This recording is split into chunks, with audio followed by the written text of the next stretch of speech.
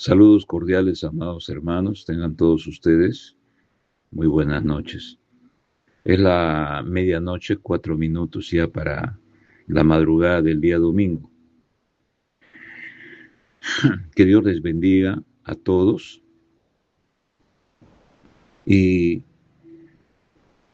que este domingo sea de bendición para ustedes en el sentido espiritual.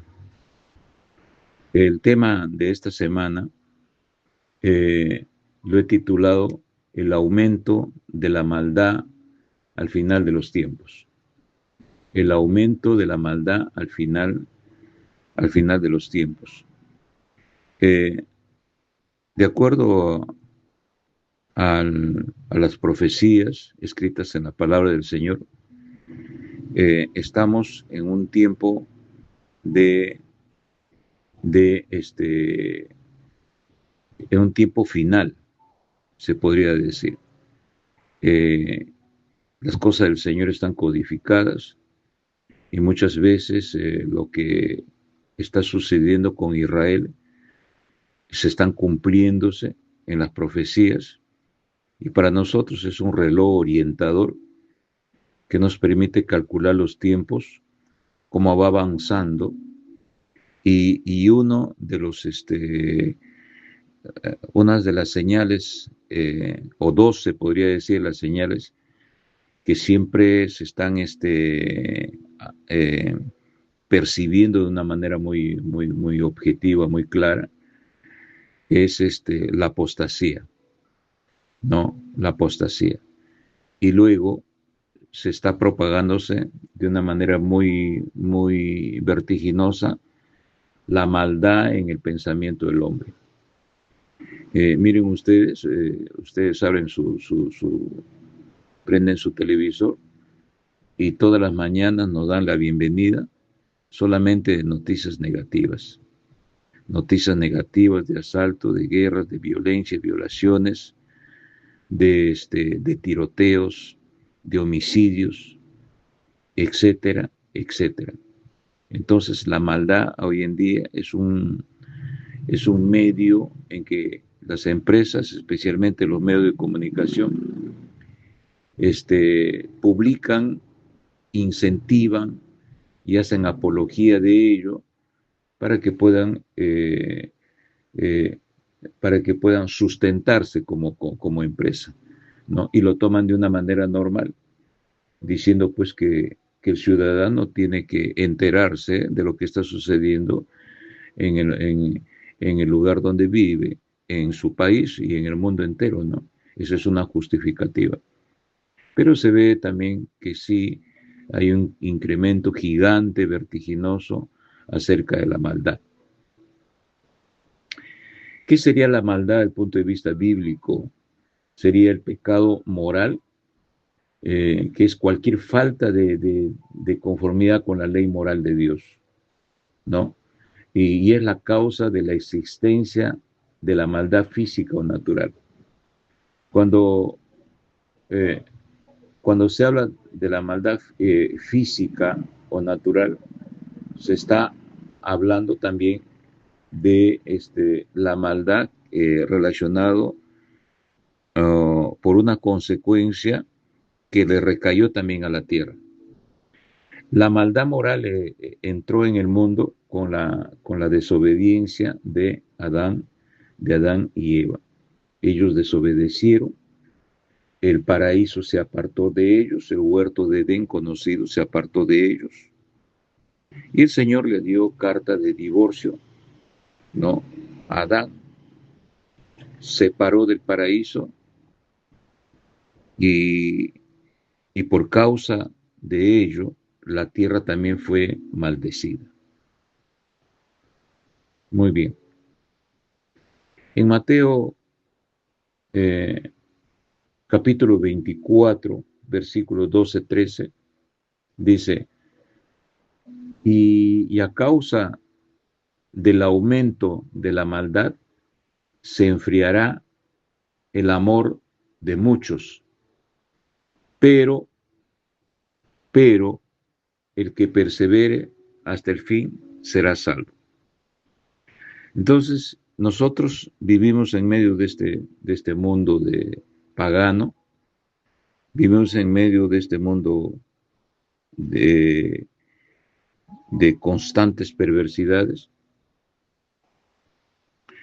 Y si nosotros no conseguimos perseverar hasta el final, que el Señor venga, también podemos estar entrando en contaminarnos con, con este medio que produce constantemente la maldad. Pero el que persevere hasta el fin será salvo. Y esto para muchos es difícil.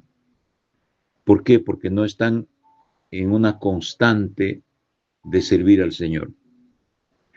Se sienten confiados, entre comillas, que están bien con el Señor, pero sin embargo se alejan. Y en estos últimos tiempos, en el aumento de la maldad, hemos visto que hay congregaciones que se han desaparecido. La presencia física de los hermanos ya no hay, ¿no? Y hay muchos hermanos que ya no asisten a las congregaciones. Y eso también ayudó mucho la plaga esta que vino, la pandemia del COVID, y entramos en una cuarentena. Luego vino la prohibición de reuniones, y eso también absorbió el mundo de creyentes y han entrado en ese mundo y les ha sido difícil ya regresar nuevamente al núcleo de la congregación. Y si han regresado 2, 3 o 4 personas. Tal es así que yo percibo en mi congregación que cuando llegué yo la primera vez encontré como 30, 40 personas. Ahora hay 2, 3, 4 personas. A veces aparecen 10, pero ya no vienen. Por causa que fueron succionados por la costumbre del pueblo pagano en donde se vive y se convive. En Apocalipsis, capítulo 2, versículo 4 y 5, es como una exhortación que el Señor le dice a una de las iglesias. Dice así: pero estoy contra ti por cuanto has dejado tu primer amor. Por tanto, acuérdate de dónde has caído y arrepiéntete y haz las primeras obras, porque si no, iré a ti pronto, y si no te arrepientes, moveré tu candelero de su lugar. Recuerdo yo que el primer amor, hoy día estaba escuchando una prédica de un pastor que hablaba sobre el amor a Cristo. Y yo estaba en la tensión de decir, voy a ver si es que va a usar este versículo. Entonces el pastor en YouTube, su mensaje, el mensaje entendible y también edificante para uno sobre este tema de la pérdida del primer amor. Él hizo una relación con relación al amor a Cristo, ¿no? Pero, ¿cómo se pierde el amor a Cristo? ¿Qué es el amor relacionado a Cristo? Aquí Puedo pensar en un versículo que dice, cuando Dios le dice o le pregunta a uno de de sus discípulos, ¿tú me amas? Si tú me amas, guarda mis mandamientos. Entonces, hermanos, es la única condición que nosotros tenemos un enlace de sentimiento hacia nuestro Creador, es guardar los mandamientos, que al guardar, cumplir sus mandamientos, es cuando estamos haciendo la voluntad de nuestro Creador. Ese es el amor, lo principal que nosotros tenemos que entender y tenemos que ponerlo en práctica. Entonces, y aquí respecto a este versículo, acuérdate de dónde has caído y arrepiéntete y haz las primeras obras, porque si no iré a ti pronto. Cuando una persona comenzó a amar al Señor, es cuando viene, vamos a entenderlo así, con ese ímpetu de hacer las cosas correctas, cuando se entrega al Señor y acepta al Señor como su único Salvador, viene empolgado, viene con ese ímpetu de servir las cosas del Señor, de hacer las cosas buenas, ¿no? De amar a su prójimo, etcétera, etcétera. Y de que cuando está en la congregación, alguien puede estar cometiendo un prevaricato, esa persona es el primero que se levanta y dice, lo que usted está diciendo no es correcto porque la palabra de Dios dice lo contrario. O sea, la pelea, defiende la palabra. Está siempre llegando a su primera hora en la congregación, ¿no? Recibiendo a los hermanos. O sea, ganar almas para Cristo, ¿no? Pero de una manera ordenada, estructurada, tiene deseos de adquirir conocimiento del Señor, porque está en una senda en donde le va a llevar eh, la salvación de su alma. Pero ¿qué pasa? De que siempre en el caminar el Señor periódicamente nos pone en prueba, propósitamente, propósitamente. Él toma una intención de la nada y dice, hoy día voy a poner en prueba a mi hijo, fulano de tal. Me estoy imaginando. Entonces, le puede poner cualquier prueba, cualquier enfermedad, se le puede morir cualquier pariente, él puede tener una enfermedad grave, puede tener un accidente, qué sé yo, puede perder su trabajo. Pero esta prueba, para el que está bien con el Señor, de acuerdo al pensamiento de Dios, dice, yo le pongo en prueba a mi hijo que está en un proceso de crecimiento con la finalidad para ver cómo está su corazón con relación a mi persona. Así dice Dios. Entonces, en Deuteronomio capítulo 8, si no me equivoco, no lo tengo la cita aquí, el pueblo hebreo no estaba haciendo nada malo, pero él dice, voy a ponerlo en prueba a mi pueblo propósitamente, intencionalmente, para ver la fidelidad de su corazón hacia su creador, hacia mi persona. Entonces, cuando hay ese comportamiento en el mundo del creyente, ¿no? Entonces, de una u otra manera, por un lado puede afianzarse más en el Señor, pero por el otro lado puede descender, puede, entre comillas, desilusionarse, puede, entre comillas, desanimarse, y puede buscar apoyo en el mundo gentil, en el mundo pagano.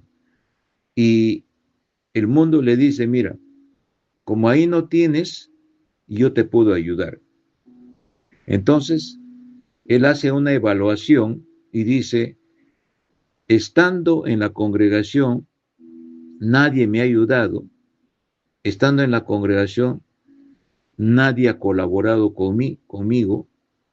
Entonces, yo me retiro y me voy yendo. Y el mundo le va ofreciendo y él se va sintiéndose como que no necesita de Dios y se va ausentándose poco a poco. Y si no se ausenta, se torna una persona tibia o se torna una persona fría, aún estando en la congregación. Eso es cuestión de que cada uno, los que estamos escuchando esta palabra, se vaya evaluando cómo estoy yo delante de la presencia del Señor. Por eso dice aquí la condición, arrepiéntete de tu conducta, que tú te estás alejándote de mí, ¿no? ¿Por qué, hermano? Porque la maldad está ya succionándole la vida de él. ¿Y qué cosa es la maldad? La maldad es hacer lo contrario a la personalidad, a la voluntad de Dios. Cuando uno empieza ya a practicar la maldad, se va creando una personalidad de desobedecer, una identidad de desobediencia, ¿no? Porque al Señor no le gusta de que su hijo esté en una condición de frío o de tibio. ¿Qué cosa es lo que dice aquí en Apocalipsis 2, en el versículo 5 que estamos leyendo? Dice, y si no te arrepientes, moveré tu candelero de su lugar. Entonces esto se me viene a la mente y de ustedes también, cuando el Señor dice, yo soy la luz del mundo. Y Él es el candelero principal que en el tiempo del tabernáculo, en el tiempo de Moisés, en el tabernáculo, era el lugar santísimo. Y Él y el candelabro de siete velas era la figura de Cristo. Y nosotros, dice, también nos identifica como, dice, y vosotros sois la luz del mundo. Entonces nosotros también somos un candelero. Y acá dice, y si no te arrepientes, moveré tu candelero de su lugar. O sea, lo sacaré del camino en donde estuvo de una manera correcta y lo apartaré. Entonces, si es que el hermano que me escucha lo quiere, está sirviendo al Señor, que lo sirva por la fe, que lo sirva con una auténtica seriedad, porque nosotros servimos a Dios por la fe y vivimos de esperanza, y esa es nuestra institución en nuestro corazón. O sea, no estamos sacando hojitas de la flor, será, no será, sucederá, no sucederá, vendrá Cristo, no vendrá. No, hermanos. Lo que nosotros tenemos que tener un comportamiento de convicción real. Así como vemos las cosas, la vemos por medio de la fe, por la confianza. La maldad también tiene que ver con lo que le estoy explicando en, en, este, respecto a la maldad física o natural. Y eso tiene que ver, como en estos días podemos hablar, la situación climatológica, la maldad física o natural. Eso lo podemos, nos podemos orientar con el libro de Génesis, en el capítulo 3, empezando por el 16, dice, a la mujer dijo, multiplicaré en gran manera los dolores de tus preñeces. O sea, ahí empieza las sanciones que el Señor dejó después de la desobediencia. Con dolor darás a luz los hijos, y tu deseo será para tu marido, y él se enseñoreará de ti. Y el hombre dijo, por cuanto obedeciste a la voz de tu mujer y comiste del árbol de que te mandé diciendo, no comerás de él, maldita será la tierra por tu causa. ¿Se dan cuenta, hermanos? Maldita será la tierra por tu causa. Con dolor comerás de ella todos los días de tu vida. Espinos y cardos te producirá, y comerás plantas del campo. Con el sudor de tu rostro comerás el pan hasta que vuelvas a la tierra, porque de ella fuiste tomado, pues polvo eres y al polvo volverás. O sea, el hecho mismo, el Señor habría tenido algún otro proyecto de, de no cavar la tierra para que Adán y Eva y su generación se alimenten. Es muy posible que los propios árboles, sin necesidad de cultivo y de abono y tal, eh, produzcan los frutos, ¿no? Y de esa manera el hombre se hubiese alimentado. Pero aquí el Señor maldice también a la tierra por la causa de la desobediencia del pueblo. Entonces, el hecho mismo, por ejemplo, yo me imagino ya en lo profundo de mi corazón, cuando dos bueyes arrastran como con un palo y que tiene una punta, ¿no? El arado, cuando arrastra la tierra para que se abra y coloquen la semilla, espiritualmente es un dolor que sufre la tierra. Y encima, espinos y cardos, que antes no había espinos y cardos. El Señor pone espinos y cardos y vienen a ser las hierbas que le atormentan al ser humano, ¿no? Las moscas que fastidian, los zancudos que no dejan moverse. Eso es por causa de la maldición que pasó por causa de la desobediencia. ¿Qué nos dice Romanos capítulo 8, versículo 18-22? Porque considero que las aflicciones del tiempo actual no son comparables a la gloria que ha de ser manifestada en nosotros. Porque toda la creación está confiada y expectante por la manifestación de los hijos de Dios.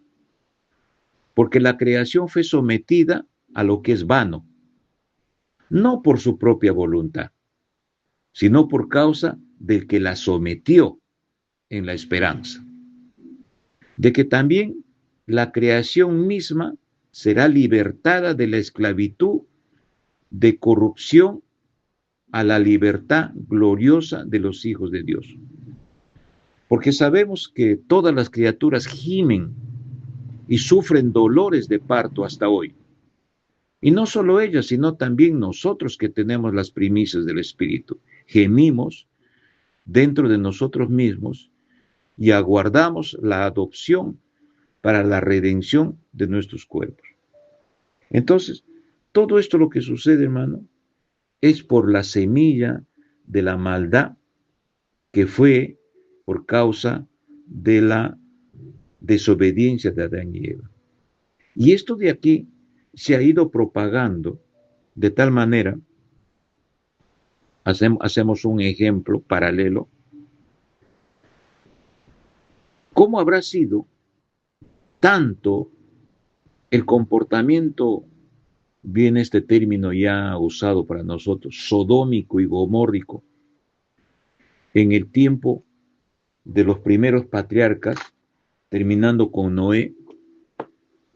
¿Cómo habrá sido el tiempo que tanta maldad se había propagado que en el hebreo, en el original, en la escritura hebrea, habla sobre que se había propagado la máxima violencia? O sea, el hombre se mataban entre una violencia, así como nosotros estamos viendo todos los días asaltos, muertes, ¿no? Sicariatos. O sea, se ha incrementado una vertiginosidad tremenda de que la maldad se ha propagado. Encima los medios de comunicación lo ayudan, lo incentivan, ¿no? Como hacer apología a la violencia. Es parte de nosotros, dice, ¿no? Entonces el Señor está observando esto hasta que el Señor dice, ya no puedo contener con el hombre. Y de ahí viene pues el diluvio universal. Pero la palabra del Señor dice que ya no castigaré al hombre por agua, sino lo voy a castigar por fuego. Entonces, miren ustedes lo que sucede. El final del hombre ahora será su sufrimiento por fuego, por causa de la maldad, del incremento de la maldad en que nosotros estamos viviendo. Y no solamente, hermanos, la maldad que nosotros podemos ver de una manera física, sino es que la violencia también está de una manera mental, ¿no? Podemos ser personas reconocidas y respetables delante de los demás hombres, pero nuestro corazón está pervertido, está oscuro, oscuro, porque hacemos nuestros pecados, nuestras acciones, nuestras perversiones en lo oculto, sin que el hombre se entere. Podemos tener un buen concepto, entre comillas, con el vecino, pero el Señor ve tu mente y el Señor sabe quién eres. Entonces, cuando no hay un pacto con Dios y no existe la perseverancia, entonces estamos en el territorio de la maldad. Y eso es el peligro para el cristiano. Hay maldad bruta, hay maldad neta, que es las personas que están por ahí, que no tienen ningún respeto, ninguna consideración para con el Señor, y hacen de sus vidas, ¿no?, de lo que les da la regalada gana, como se dice. No creen en el Señor, no les interesa ni su propio fin, no les interesa ni cómo va a acabar su vida. Lo que ellos quieren es adquirir bienes, ¿no? Adquirir bienes, ponerlo en los mejores colegios y universidades a sus hijos. ¿Y qué demás? ¿Y después qué? Viene un vacío tremendo, ¿no? Y ahí acaba nuestra vida. Pero como nosotros vivimos de fe y de esperanza, entonces nosotros debemos de tener otro sentido. La ley moral es obra de la sabiduría divina. Se la puede definir en el sentido bíblico como una instrucción paternal, una pedagogía de Dios, se podría decir así. Prescribe al hombre sus caminos, los indica, ¿no? Los orienta, ¿no? Coloca las reglas de conducta que llevan a la bienaventuranza prometida, ¿no? Proscribe los caminos del mal que apartan de Dios y de su moral y de su amor. Entonces, la ley moral es obra de la sabiduría divina, hermanos. Entonces, la ley moral que nosotros tenemos en nuestra mente me hace recordar el libro de Efesios en el capítulo 1, los 4 últimos versículos del capítulo 1, habla de que para que nosotros estemos en una relación con el Señor, siempre digo yo, en mi, en mi mente de fe, digo yo, materialmente, espiritualmente, el Espíritu Santo entra literalmente en nuestro corazón. Entonces, el Espíritu Santo cuando entra y vive todos los días en nuestro corazón, tenemos que estar conscientes que Él está dentro. Y todos los días tenemos que estar cuidando como que si nuestra casa estaría, por decir, con polvo, tendríamos que tomar la escoba y barrerla todos los días y dejarlo limpio, limpiecito, para que el Espíritu Santo esté, ¿cómo les puedo decir? Alegre, esté contento, esté conceptualizando de que verdaderamente estamos haciendo bien las cosas en la voluntad del Señor. Pero cuando dejamos el primer amor y nos vamos apartando poco a poco, dice la palabra del Señor que el espíritu se entristece. Y va a llegar un punto en que el espíritu, cuando encuentra la casa toda sucia como está, porque nosotros nos vamos embarrando de maldad, entonces el espíritu se entristece y se aleja y se separa de ti. ¿No? Se separa de ti. Ese es el problema, hermanos. Por eso es que la preocupación es de que el Señor dice, encontrará, si encontrará amor, si encontrará fe en los últimos días, cuando venga Cristo, ¿habrá amor? Ese es el asunto, esa es la preocupación de cada uno de nosotros. ¿Qué dice Isaías 5:20? Miren lo que sucede ahora. Isaías capítulo 5, versículo 20. Hay de los que a lo malo dicen bueno y a lo bueno malo, que hacen de la luz tinieblas y de las tinieblas luz, que ponen lo amargo por lo dulce y lo dulce por el amargo. Haciendo, por ejemplo, un solo ejemplo. El matrimonio es una institución constituida por el Señor. Antes de que el Señor nos crea, empezando por Abraham, antes que el Señor nos crea, Él es Dios y Él sabe lo pasado, lo presente y lo futuro. Entonces, como el Señor crea y crea con el libre albedrío, el Señor sabía lo que iba a suceder y lo que está sucediendo ahora antes de la creación de este mundo. Antes de la creación de este mundo. Entonces, hermanos, cuando en la gloria de Dios, Él ya sabía de que Él iba a ser el novio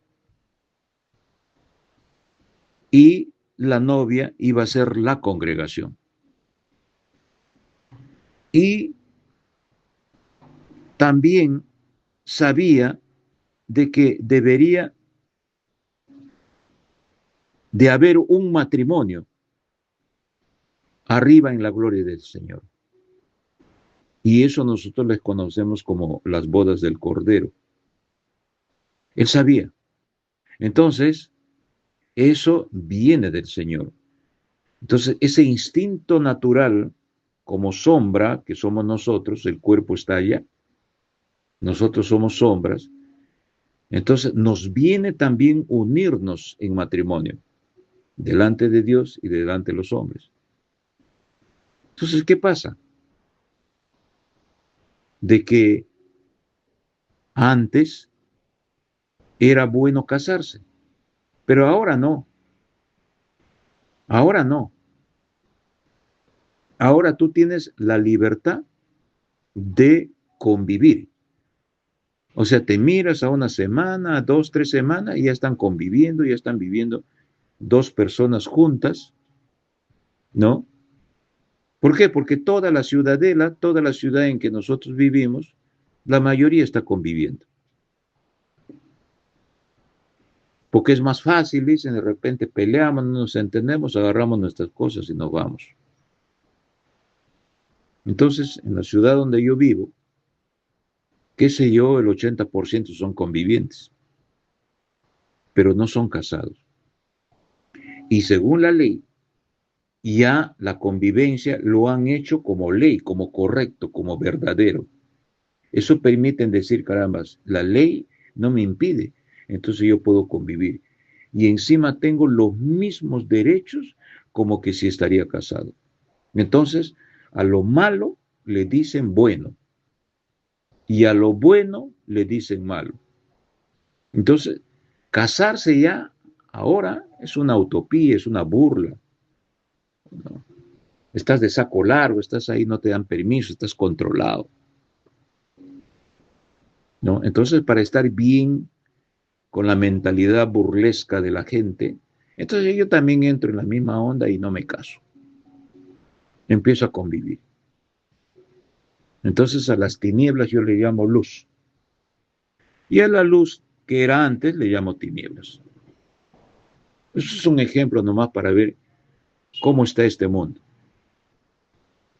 Recuerdo que cuando era joven, era asesor de un centro penitenciario y conversaba con los presos y había un preso así bien cortado la cara y todo. Y me contaba que cuando salía a robar, a asaltar, se despedía de su esposa, se despedía de sus hijitos, le recomendaban que estudie y le decía, mi amor, dame la bendición que voy a salir a trabajar. La mujer le daba su bendición y el hombre se iba a cortar, se iba a balear, se iba a asaltar banco, se iba a robar, ¿no? Carterista en el medio de los ómnibus, y eso en su mente era trabajo. O sea, lo bueno lo dicen malo y lo malo lo dicen bueno. En Daniel capítulo 12, en el versículo 3, 4, eh, viene otra cosa curiosa. Viene lo de Daniel es un libro de profecía que se compagina y se encaja bien con el libro de Apocalipsis. En el versículo 3, 4 del capítulo 12 de Daniel dice, los entendidos resplandecerán, tiempo futuro, acuérdense, resplandecerán como el resplandor del firmamento. O sea, hablando de los sabios, ¿no? Albert Einstein, grandes estudiosos, científicos, astronautas y todas aquellas cosas, que por medio de sus aparatos ya saben, ya están yéndose a ¿cómo se llama? Conocer el firmamento, los mundos, las estrellas, las galaxias. Los entendidos resplandecerán como el resplandor del firmamento, y los que enseñan la justicia a la multitud, como las estrellas a perpetua eternidad. Y en el 4 dice, aquí viene una preposición adversativa. Pero tú, Daniel, cierra las palabras y sella el libro hasta el tiempo del fin. Muchos correrán de aquí a allá y la ciencia se aumentará. Entonces, eso quiere decir de que la ciencia se va a aumentar Pero miren ustedes, hasta en las películas se ve de que cuanto más se adquiere más conocimiento, ese conocimiento, en vez de ser usado para la edificación de una ciudad, para el progreso de una ciudad, para su economía y todo, ese mismo adelanto científico lo están usando para destruir a las personas. Un ejemplo, acaba de salir hace 2 años aproximadamente la inteligencia artificial. Y miren lo que está sucediendo ahora. Pueden imitar la voz de la familia y pueden extorsionarle a una persona para que le puedan sacar dinero y para muchas otras cosas más. Invadir la privacidad de las personas y muchas otras cosas más. Entonces, cuando hay maldad, toda ciencia que va creciendo, esa ciencia va a ser usada para proteger e incentivar y multiplicar la maldad de los hombres. Por eso es que el Señor dice, si dentro de esta maldad será de que encontrará todavía fe en la tierra, con las personas, con sus escogidos. Eso hay que tener cuidado, hermanos. Tenemos que estar vigilantes. Cuanto más avanza, entonces, la tecnología, avanzará más la incredulidad del hombre. Porque cuando vean ustedes, yo siento eso. ¿Quién no lo siente? Yo siento eso. Que cuando hay más adelanto, es como que yo me siento autosuficiente. Pero si no estaría yo perseverando todos los días, yo me olvidaría de Dios. Entonces yo me pongo metas, me pongo deberes, me pongo obligaciones, como en este caso, por ejemplo. Entonces, Señor, ayúdame para no claudicar. Hice esta promesa, Señor, de, de lo poquito que sé de ti, hacer un grabado y enseñar, expandir, propagar. ¿Quién sabe, Señor, con esta prédica, aún primitiva que lo hago, de lo poco que sé de ti? Escuche a alguien que esté pasando dificultades, que está de repente queriendo quitarse la vida, y escuche tu palabra, y en ese momento se compunge, se arrodilla y dice, Señor, perdóname. Gracias porque se me ha cruzado tu palabra hoy en día. Entonces, hermanos, yo tengo que perseverar de mi palabra, ¿no? Hice una promesa con el Señor. ¿Por qué? Porque Él hizo también una promesa en decirte, si tú me amas y guardas mis palabras, entonces tu alma será conducida al reino en donde yo vivo. De lo contrario, si tú estás en la frontera por el terreno de la maldad, tu camino será triste, tu final será triste y oscuro. Entonces, los hijos, los frutos, las semillas que produce esta maldad, lo vemos en Gálatas capítulo 5. Esto se va a triplicar. De ahí que viene la marca, pues 6. El 6 es el número de hombre. Entonces, si yo aumento más la prostitución, aumento más el, ¿cómo se podría decir? El incremento del pecado en todo el esplendor, voy a aumentar a 6 más porque es número de hombre.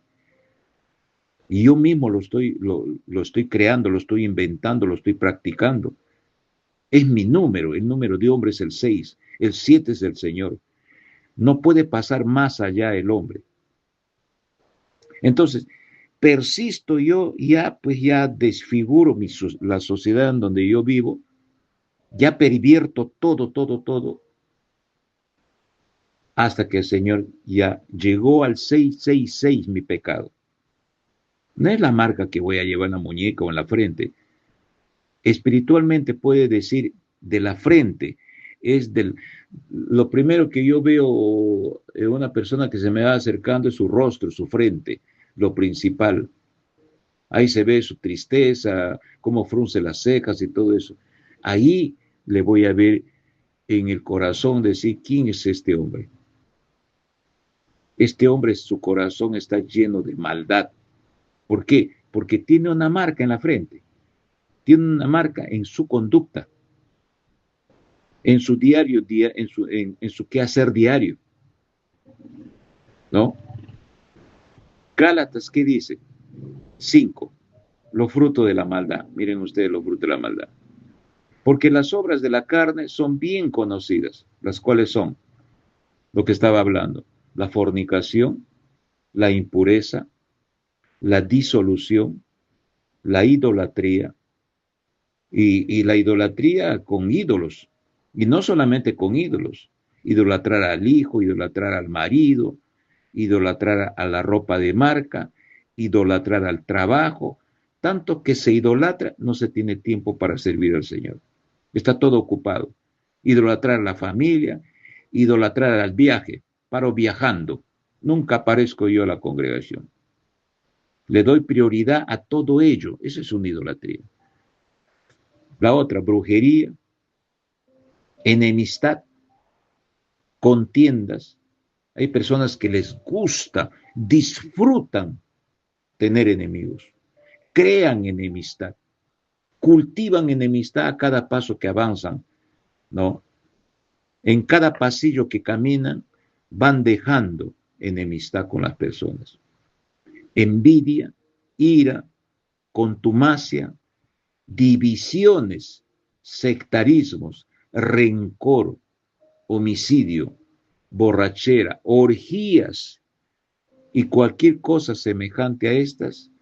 Les advierto ahora, como también les advertí anteriormente, que los que practicar tales cosas no heredarán el reino de los cielos, el reino de Dios. ¿Se dan cuenta, hermanos? Entonces, ¿qué pasa? La maldad tiene sus hijos, y los hijos son los frutos de la carne, ¿no? Se van propagando por aquí y por allá. Miren ustedes acá un ejemplo. Hoy en día, como una experiencia, me levanté en la madrugada del día sábado, en la noche, a las 4 ya, y abro la ventana y veo a la esquina el vecino. El vecino estaba preparando unas ollas gigantes y veo un instrumento donde colocan el carbón para hacer parrillas. Entonces, en la mañanita, ya cuando me levanto, veo el humo, ¿no? Ah, va a haber una parrillada, digo, va a haber una parrillada. Pero habían dos parlantes ahí gigantes que empezó la música, pero con unos niveles lo más alto posible. Entonces la gente se comenzó a amontonar, comenzaron a pedir ahí, contrataron a una cantante y comenzó a cantar en vivo con esos parlantes gigantes. Entonces, uno de los residentes de esa casa es un señor más o menos de mi edad, que es mi amigo, y le pregunto, ¿qué ha pasado ahí, hermano? Están haciendo una reunión, estamos vendiendo la parrilla porque hay un sobrino que está en el hospital. No, hay un sobrino que está en el hospital y estamos recaudando fondos para ello. Entonces, hermanos, yo le veo como que si fuese una contradicción, ¿no? Mientras que la persona esté grave en el hospital, entonces, para que le ayuden a esa persona, todos los que van y consumen, dice, yo le voy a ayudar a tu sobrino, pero me tienes que dar una parrillada, si no, no te doy el dinero, ¿no? Entonces miren cómo está la condición. Por ejemplo, y en las iglesias también sucede esto. Vamos a hacer una pared, vamos a construir esto y vamos a tener que comprar esto. Entonces vamos a hacer una parrillada. Entonces, para construir una congregación, el local, tenemos que hacer parrilladas y actividades y tenemos que venderle al mundo, ¿no? Al mundo, para edificar. Pero recuerdo yo que cuando cuando el rey Salomón, este, fue el segundo encargado de culminar ya el templo del Señor, entonces él pidió que el pueblo voluntariamente dé sus ofrendas. Entonces habrán puesto pues un recipiente ahí y dice que las mujeres se sacaban sus pendientes, sus pendientes de sus orejas, sus brazaletes, sus collares, ¿no? Y que todo era pues seguramente de oro y de plata, y los dejaba. A tal punto que Salomón decía, ya, basta, ya no den más, porque lo que han dado voluntariamente, es suficiente para concluir con todo el proyecto que Dios mandó. Entonces, hermanos, yo le veo, ya desde tiempo yo tengo este concepto, porque una vez un pastor, cuando congregaba yo en una congregación en Moyobamba, él soñó de que estábamos nosotros haciendo esas parrilladas, esas actividades y todo, porque faltaba hacer el techado de la iglesia, los muros, colocar ahí el cemento y todo para hacer las columnas y todo eso. Entonces él llegó la mañana y dijeron, paren todo. Y empezó con una profunda tristeza a decir que él había soñado un ángel, pero la espada que tenía este ángel estaba todo oxidado. Y el vestido estaba manchado, el vestido de lino fino tenía puntos, tenía manchas. Y ese sueño él lo asoció diciendo que lo que nosotros estamos haciendo mal. Yo te voy a comprar la parrillada del lugar en donde yo congrego para hacer el techo de la iglesia. Entonces, a partir de ese momento, digan, el que va a colaborar, colabore sin ninguna condición. Entonces no costó nada sacar en ese tiempo, creo, la parrillada de 5 soles. Y todo el mundo comenzó a dar sus 5 soles. Se llenó todo y se cumplió con los requisitos para llenar ese techo de la iglesia. ¿Se dan cuenta, hermanos? No, pero yo no quiero dar si es que no me das algo a cambio. Entonces, eso de ahí, hermano, es maldad en nuestro corazón. O sea, traemos la costumbre del pueblo pagano y lo traemos a nuestra congregación. Parrillada también hay que hacer parrillada. ¿Se dan cuenta, hermanos? Es muy, muy lamentable esto. En Isaías capítulo 38, yo les recomiendo que lean todo el capítulo 38, es un poquito largo y por la premura del tiempo no lo voy a hacer. La maldad tiene 3 cosas. La maldad del corazón del hombre, también en la maldad se desenvuelve la maldición de la tierra, y ya hemos leído esto y van a ver ustedes la deformación de la naturaleza que está sucediendo ahora, ¿no? Lo que es invierno ahora viene como que si fuese verano, lo que es primavera viene como que si fuese invierno, o sea, la naturaleza se está desnaturalizando. por causa de las modificaciones que el ser humano hace, la destrucción que él hace sobre la tierra, ¿no? Entonces, que tiene que ver mucho las plantas y todo eso con el oxígeno y las nubes y el ozono, que hay una deformación tal de que donde no había tormentas, ahora los hay, ¿no? Entonces la naturaleza también sufre por eso. Y, y esa propia destrucción y la manifestación que hace la naturaleza viene contra su mismo destructor, que es el propio hombre. Y luego decimos, Dios mío, ¿por qué nos castigas? No, tú mismo te castigas porque tú mismo desgracias la naturaleza. Entonces, eh, y el tercer punto es la geopolítica.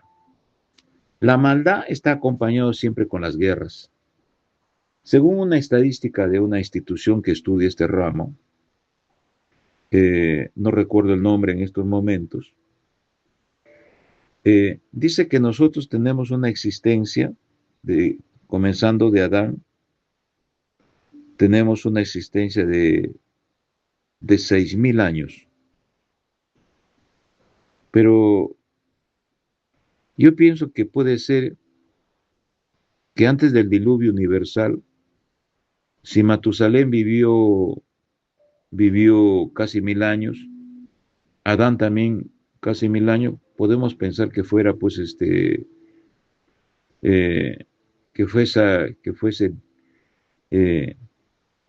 1.000, 10.000 años o algo así, para llegar a Noé. Pero como no hay ese estudio con respecto al comportamiento del ser humano que se sabe estadísticamente, son 6.000, 6.000, ¿cómo se podría decir? 6.000 años, 6.000 años que tenemos hasta esta generación, que solamente 25 años el hombre ha vivido en paz. Y el resto de los 6.000 están en guerras y en constantes contiendas. O sea, sacando una contabilidad, solamente 25 años desde aquel tiempo, ¿no? Desde aquel tiempo, el tiempo de Abraham, se podría decir, el ser humano siempre ha vivido en guerras, autodestruyéndose por la maldad de su corazón, por la ambición de su corazón. Constantemente guerras. Y solamente 25 años hubo de paz en la existencia de esta tierra, hablando con el ser humano. Y eso es lo que va a incrementarse en las profecías del Apocalipsis, corroborado con Daniel, capítulo 8, en la parte final del capítulo habla de dos animales, del cordero y del cabrito. Resumidamente, el cordero viene a ser Irán, viene a ser Irán. Y en los tiempos de la profecía de 2.600 años antes de Cristo, los países, por ejemplo, Rusia, China, Irak, Turquía, tienen otros nombres que por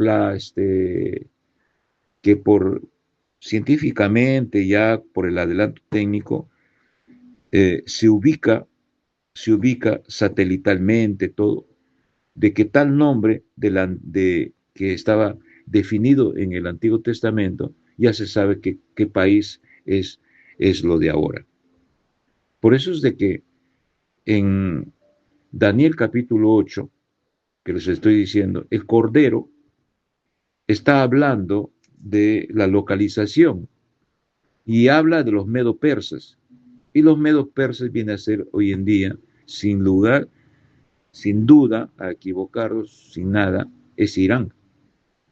Entonces, geopolíticamente, hoy en día ya se asociaron Rusia, China, Irán, Turquía. Y van a notar ustedes que estos países están extendiendo sus tentáculos geológicos en todo el mundo. Por ejemplo, hoy día, o el día de ayer, hoy día escuché yo una palestra de que si es que, por ejemplo, Venezuela, como está, se ha tornado comunista, se ha adelantado en hacer relaciones bien unidas con Rusia y con Irán y con China, ¿no? Hace poco el sinvergüenza Maduro hizo todas estas relaciones. Entonces se asocia como para cubrirse, colocarse una coraza de hacer lo que él quiera para que los Estados Unidos no entre. Porque si los Estados Unidos entraría a poner orden en, en, en la situación política en que está viviendo este país, inmediatamente habría otra guerra, hasta se podría tornar una guerra mundial, ¿no? Porque ya están unidas Rusia, China, Irán, Turquía. Y esto no es una coincidencia. ¿Por qué? Porque esa profecía está escrita en el libro, en el libro de Isaías, capítulo 38. ¿Se dan cuenta, hermano? Y eso también es una tercera, una tercera parte del incremento de la maldad, que son las guerras. Lucas capítulo 8, 7, 8.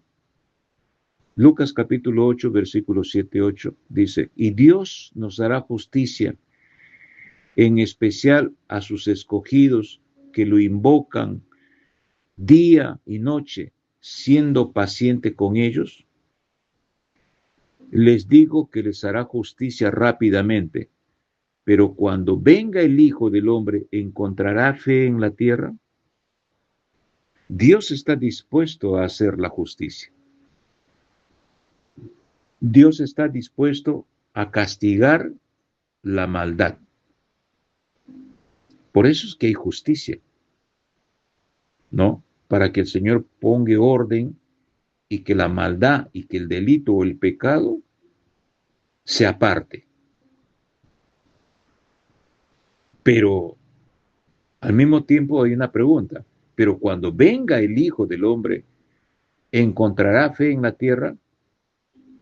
Esta fe es un tema que poquito, diría pues controvertido, pero yo creo que cuando uno ya tiene una convicción, la fe es una confianza, pero muchas veces la fe no le asocian con Cristo. La fe, quien es el autor y consumador de la fe es Cristo.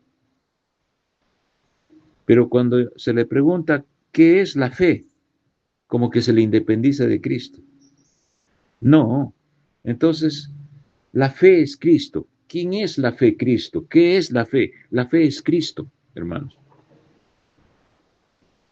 Entonces aquí en esta pregunta que dice, ¿encontrará fe en la tierra? Quiere decir, ¿encontrará todavía personas que sirven y le siguen y le amen a Cristo? Aquellos que han aceptado al Señor como su único Salvador, aquellos que entendieron que es el único camino, es la única verdad que nos lleva y nos conduce la vida y nos da la vida eterna. Él dice, yo soy el camino, yo soy la verdad, yo soy la vida. Nadie va al Padre si no es por mí. Entonces todavía, de repente encontrará de nombre, sí, ¿no? Pero una vez yo enseñé de que una cosa es creer, todo el mundo cree. Dice la palabra que hasta el diablo cree en Dios. Pero servir al Señor, no, el orden sería creer, creer servir y seguir. Entonces, ¿encontrará el Señor personas que le siguen todavía cuando Él venga? Entonces, hermanos, tenemos que servir y seguirle al Señor en nuestro diario vivir. En Gálatas capítulo 5, 22, 25, que para que nos mantengamos alejados de la maldad, tenemos que cultivar los frutos del Espíritu de Dios constantemente. ¿Qué dice?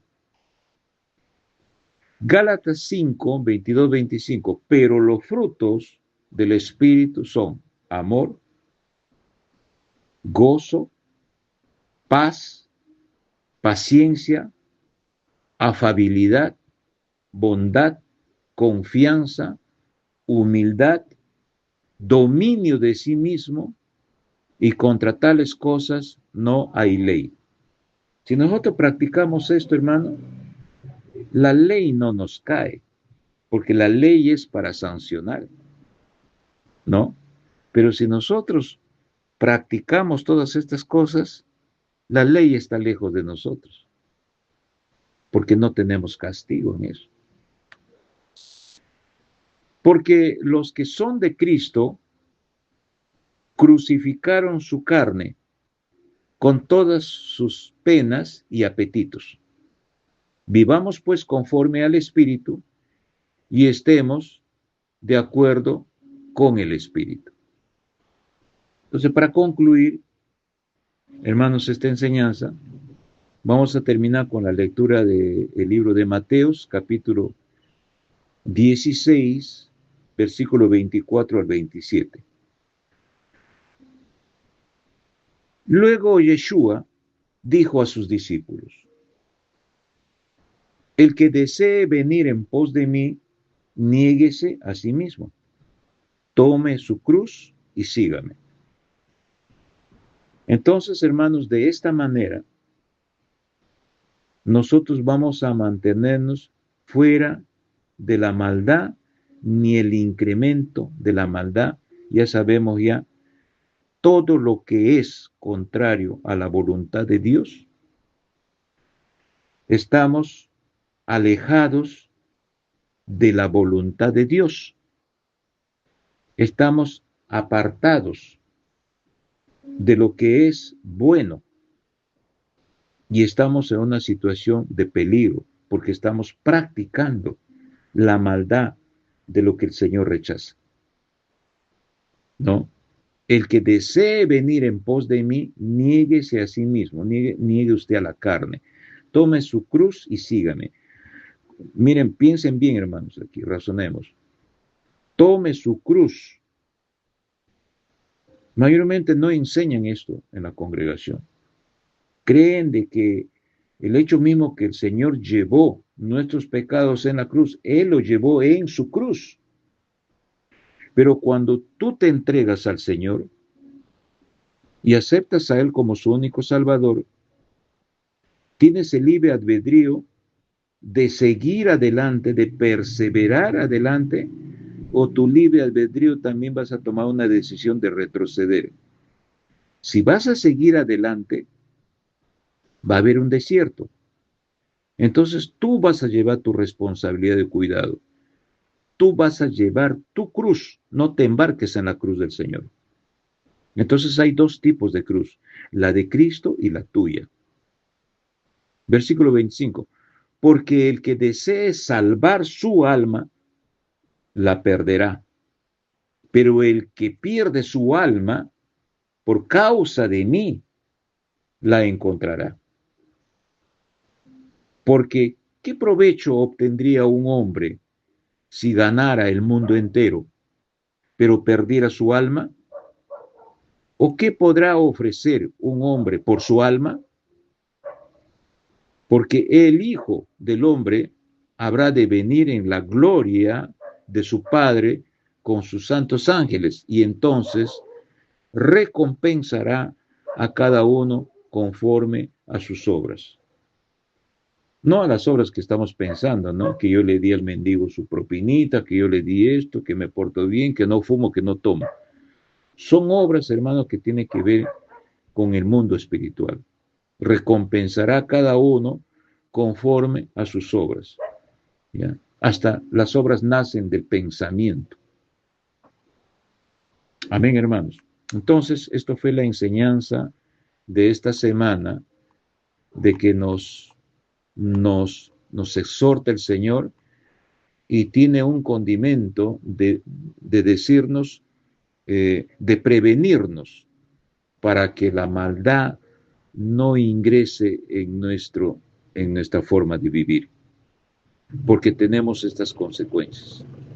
Mantenernos firmes en las cosas del Señor, que nuestro primer amor no desmaya, que sigamos activos, motivados con el Señor, porque vivimos de esperanza, vivimos de fe y de esperanza. Amén, hermanos.